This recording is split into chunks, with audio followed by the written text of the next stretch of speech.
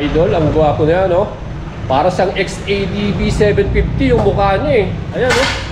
So, ito na ang ating upgraded model na ADX 180. Ay, gwapo nito.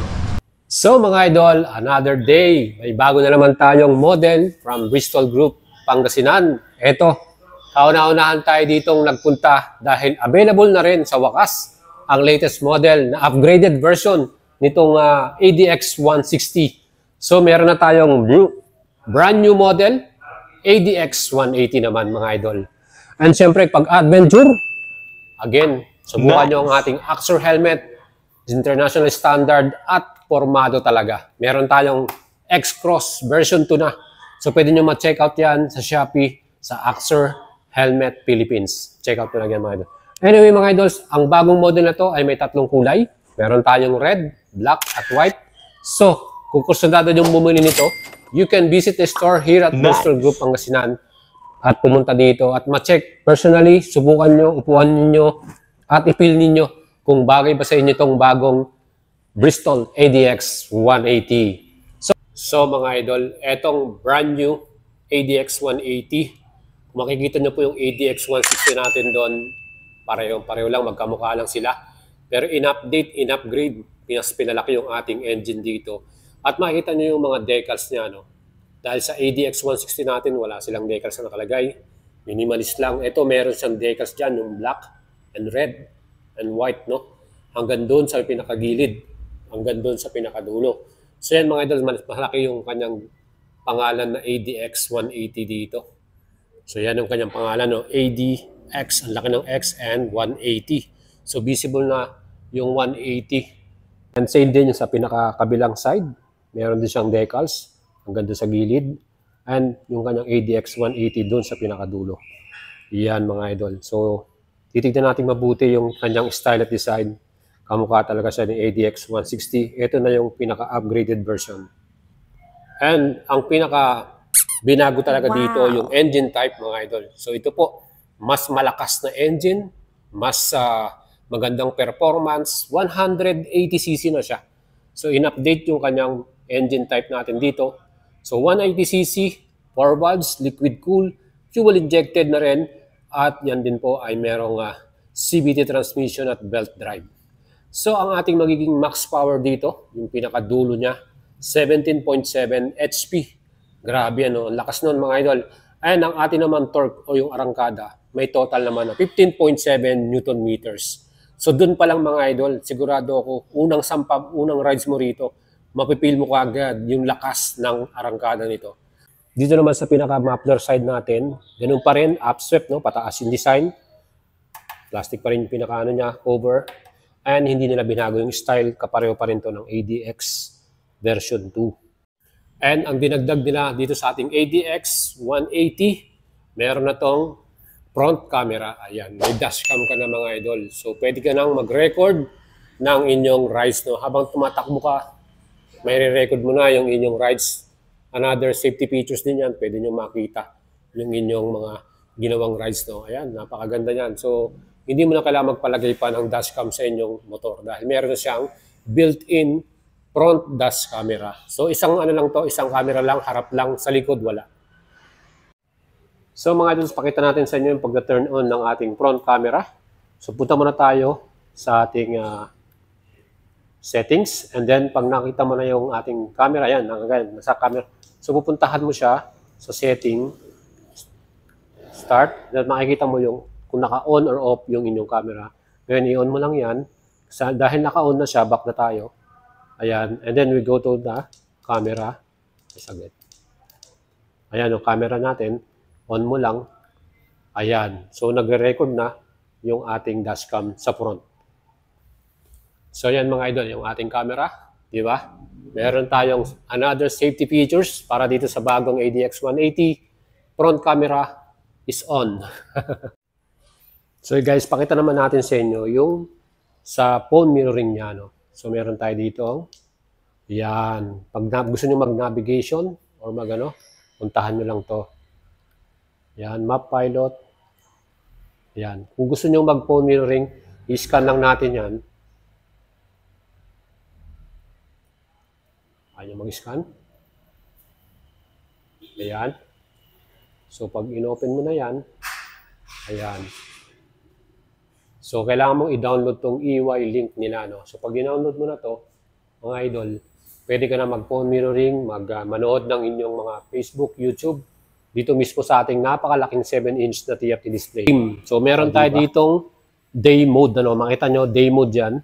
Kung gusto nyo palitan lang night mode, meron din siyang night mode. So, tingnan natin sa set. Punta ka doon sa, ayan, sa team. Enter. Nandiyan tayo sa team. Enter ulit. So, dyan, makimimili ka. Meron tayong team number 2, night mode. Team number 1 ay, ito naman ay day mode. So, yung shadowing white, yung kanyang background, yan yung day mode. Black naman yung pinaka-night mode. So, puntahan natin tong night mode. Yan. So, set natin. Okay. Nakaset na siya. Back tayo. Ayan, o, di ba? So, makita nyo, nagbago na. Naka-team 2 night mode tayo. So, kung gusto naman automatic na mismong motor na yung magano, ba, pag umaga, naka-day mode ka, pag gabi, naka-night mode ka, i-auto nyo na lang. Alright? So, yan po yung ating night mode. So, ano mas gusto natin yung team dito? Etong night mode or yung day mode? So, the best thing din sa model natin na ADX 180 ay naka-inverted forks na ang ating front suspension. Gold anodized pa yung color niya. Talagang mas pumorma, no? Mas magandang tingnan. Ano naman sa rear suspension, naka-subtank din tayo dito. Yan, pwede natin itong i-adjust, preload. So, pwede nyo patigasin, palambutin. Depende kung meron kang passenger, may cargo ka, mabigat. Siyempre, patigasin mo. And siyempre, kung gusto nyo namang mag-off-road, pwede nyo palambutin. Depende na rin sa inyo. So, dalawang baso, magkabila. Best thing about the ADX 180, yung braking power, mga idol. Kita nyo yung kanyang style. Ayan, di ba?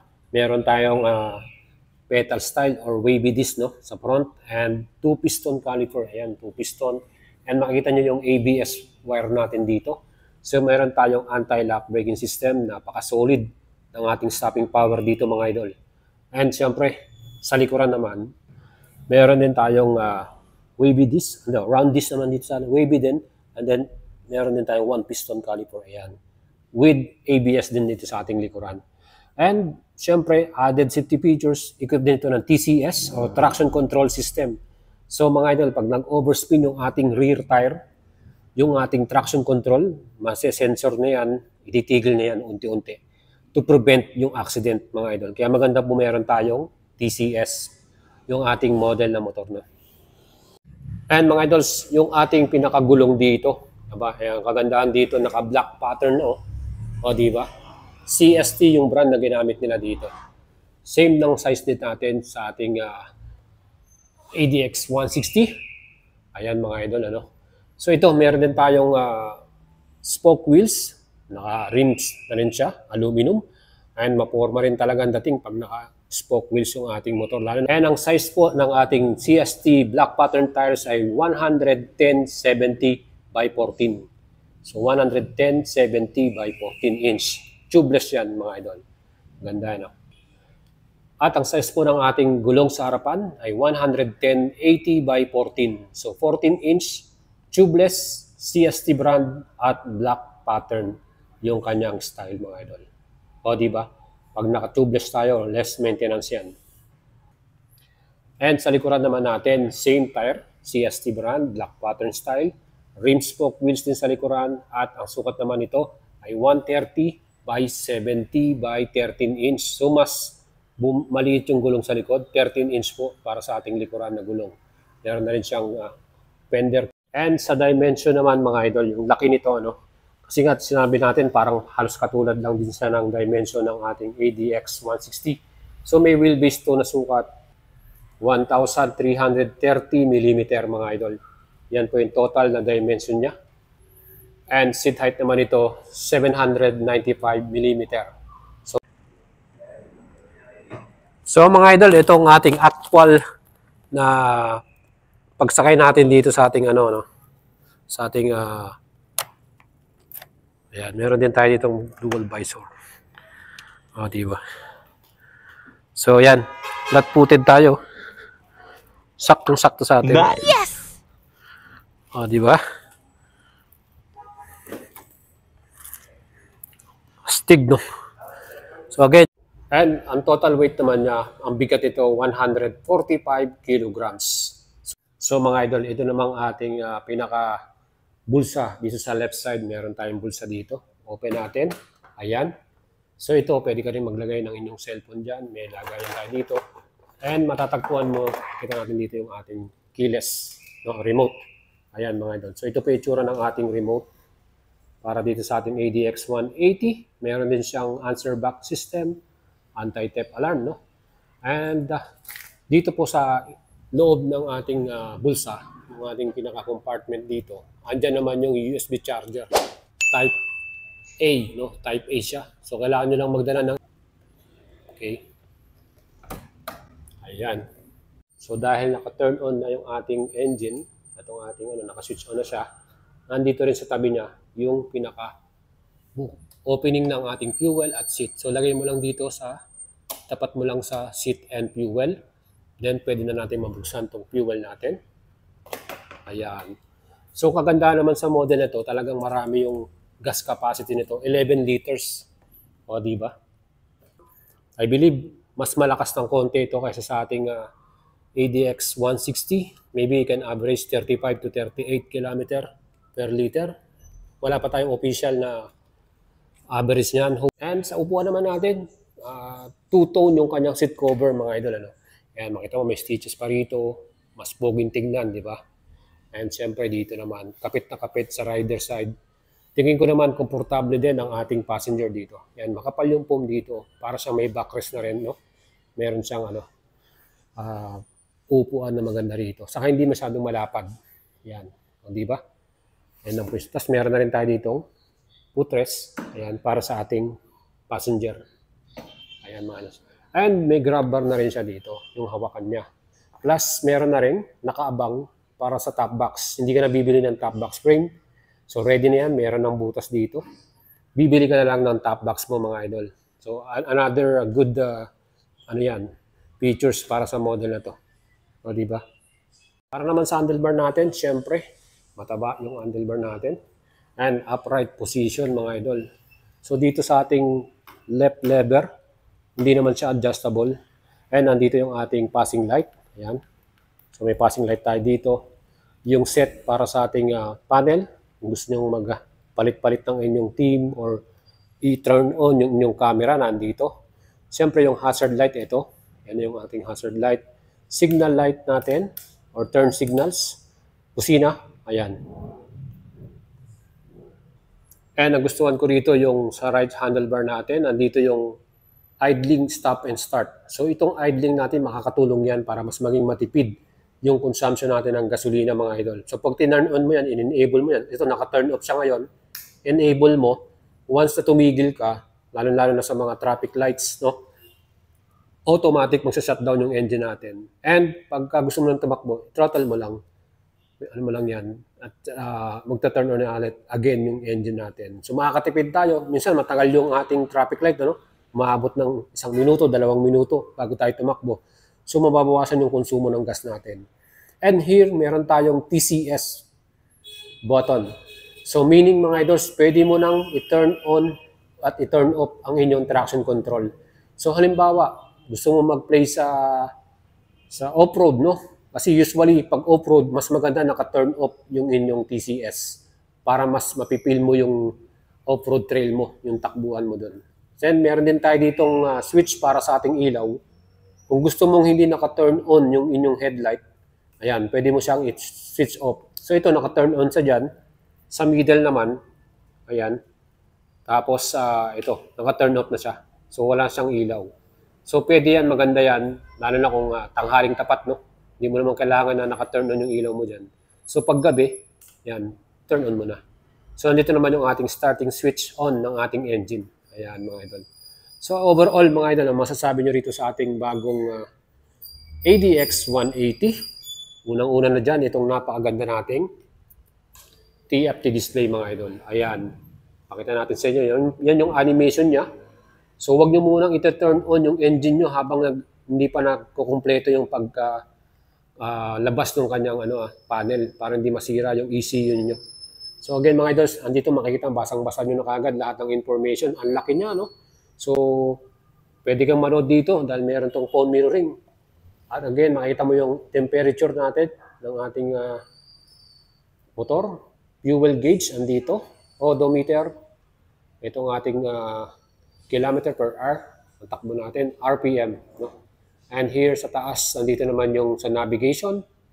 Ayan, ito yung ating ABS indicator, engine check, yung ating voltage, no? So may voltmeter na rin dito, makikita mo kung mababa na yung inyong battery, pwede mo nang i-charge. And kung nagre-record ka ng inyong dashcam, nandito naman sa right side. So overall, talagang very informative. Saka ang ganda, no, yung background or theme niya, no. Ito pala yung night mode, mga idol. Ano siya? So maririnig nyo yung actual exhaust sound natin, taillight natin, and yung ating signal. So guys, ito naman yung brake light natin sa gitna. Ayan, ayan. Pag nagbe-brake ka, so makikita mo na mas malakas yung buga ng ilaw, di ba? And naka-hazard light na rin tayo, signal light, left and right. Then meron din tayong ilaw sa plate lamp natin, and meron din tayong reflector dito. Ayan. So guys, pag tinurn on mo yung ating makina, ayan, naka-switch on na kagad yung daytime running light and yung signal light niya, siyempre. Ito naman yung ating headlight. So, projector lang pala ito, napakalakas, oh. Grabe. So, may passing light din to, di ba? Ayan, may passing light din. Ayan, oh, di ba? Another safety features yan. So, yan mga idols yung ating pinaka-front headlight natin. Napaka-forma, di ba? Astig. Tapos yung ating pinaka-windscreen, pwede mo nang i-adjust. Ilang step yan? Dalawang step lang, yung pinakamababa at pinakamataas. So yan mga idol, para hindi masyadong masalo yung hangin, itaas mo lang ng konti, no? Alright, so adjustable yung ating windscreen manually. So that's it mga idol, ang ating feature para sa inyo, ang latest model ng Bristol, ang bagong ADX 180cc. Ito po yung upgraded model ng ating ADX 160. Ang presyo po nito, SRP 198,800 at para naman sa cash payment, meron tayong introductory price. Oh my God, nice. Diba napakabait ng Bristol? 178,800 pesos na lang. Add ka lang ng 3,500 for 3 years LTO registration. Ang babayad natin. So po, gustong bumili nito, available na rito sa Bristol Group, Pangasinan. Located po rito sa Dagupan City. Kung malapit kayo dito, you can check out the model and pwede nyo rin subukan, upuan, no? At pagmasdan. Kung magustuhan ninyo, dala na kayo ng cash ninyo, cash out nyo na kagad. Available po itong color red na to, wala pang may-ari. So sa mga idol po natin na magkursunado ng makuha to, tara na, punta na kayo dito. And siyempre, pwede rin kayo mag-inquire sa kanilang Facebook page, Bristol Group Pangasinan. Yan mga idol. And mag-PM din kayo sa atin, Boyet Salabarria, kung kursunado nyo rin to. Mga idol, pwede rin siya sa financing. Meron silang minimum down payment 20,000. Yan po ay from the finance ng Security Bank. And alam ko, ang kanilang 3 years to pay, 10,000 plus. Kaya mga idol, ano pang hinihintay ninyo? Napaka-pogi nitong bagong model na to. And kung gusto nyo lagi ng motorsiklo at updated price and mga reveal, lagi lang kayo tumutok sa ating YouTube channel mga idol. Again, shoutout pala sa ating sponsor ng ating jersey, Premium Gears. Napakaganda. Sana mag-order kayo mga idols ng ating jersey. Ano? At sa mga nakabili na, maraming salamat sa inyong suporta mga idol. Alam nyo na kung sino kayo. Salamat po sa lahat ng bumili ng ating jersey mga idol. Thank you very much. And para sa ating helmet, ayan, gusto nyo ng mapormang pang ADB, Axor helmet mga idol. X-Cross model, meron na tayong version 2. Mas maganda, mas maporma. Check out nyo na yan sa Shopee, Axor Helmet Philippines. Kaya mga idol, thank you very much din sa ating Stitch Soul, sa ating napaka-pormang riding boots. Thank you mga idol.